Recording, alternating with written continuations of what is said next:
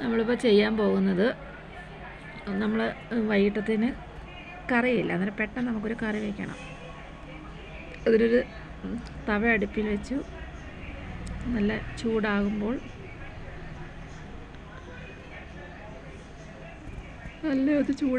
നമ്മൾ അതിനകത്തോട്ട് കുറച്ച് നല്ലൊന്ന് ഇതാവണം. അതിൻ്റെ ആ വെള്ളമയം എല്ലാം മാറിയിട്ട് നമ്മൾ ചൂടാകുമ്പോൾ കുറച്ച് വെളിച്ചെണ്ണ ഒഴിച്ചു അത് നല്ലൊന്ന് ചൂടായി വരുമ്പോൾ നമ്മളതിനകത്ത് കടുകിടണം. കടുക് പൊട്ടി കഴിയുമ്പോൾ നമ്മളൊരു 3 സവാള എടുക്കണം. 3 സവാള നല്ല ചെറുതായിട്ട് അരിഞ്ഞ് 3 സവാള അതിനകത്തിട്ട് നല്ല വഴറ്റണം. ഉപ്പിട്ട് വഴറ്റണം. കാരണം നല്ലൊരു ഇതാവണം, ഒരു നല്ല ചുമപ്പ് കളറാകണം.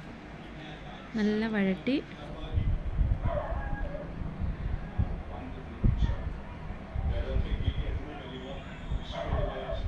വഴറ്റിയതിന് ശേഷം നമ്മൾ അതിനകത്തൊരു ഒരു തക്കാളി എടുത്ത് നീളത്തിലരിഞ്ഞ്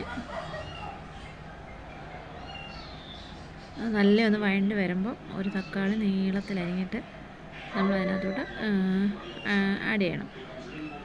ആഡ് ചെയ്തിട്ട് അതും നല്ല വഴറ്റണം. നല്ല വഴറ്റി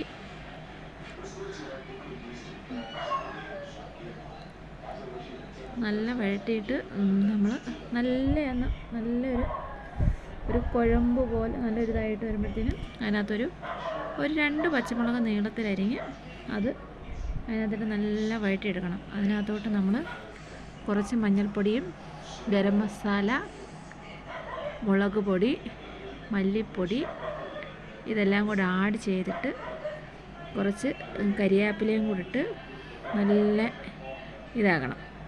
അതിനകത്തോട്ട് നമ്മൾ നമ്മുടെ ഫേവറേറ്റ് ആയിട്ടുള്ള വഴുതനങ്ങയിട്ട് നല്ല വഴറ്റി നല്ല കുഴമ്പ് രൂപത്തിലാവും. നല്ല വഴറ്റി കുഴമ്പ് രൂപത്തിലാക്കിയിട്ട് എടുത്തിട്ട് ഒരു 2 കരിവേപ്പില അതിൻ്റെ മണ്ടയിലോട്ടിട്ട് നമുക്കെടുക്കാം. നല്ല ടേസ്റ്റായിരിക്കും ഇത്.